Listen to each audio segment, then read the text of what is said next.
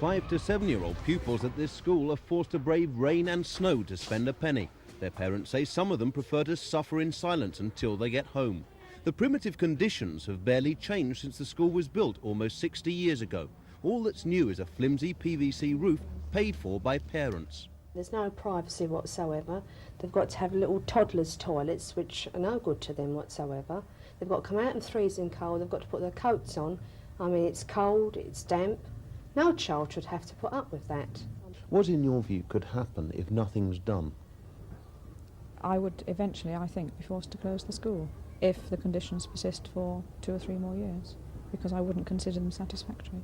Earlier this year, the Department of Education turned down a request for £63,000 to build new loos. They said they too had been caught short.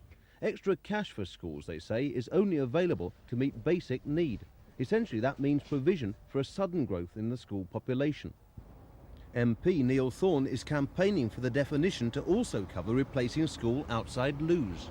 Hygiene and self-respect are things that children have to learn as part of their basic education. And if you don't teach them these basic requirements when they're 5 and 6, what is the point of teaching computer studies at 7 and 8?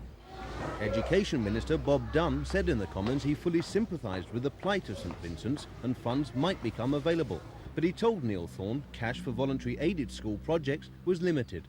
Meanwhile, the estimate for new loos has risen by more than £20,000 because of the delay.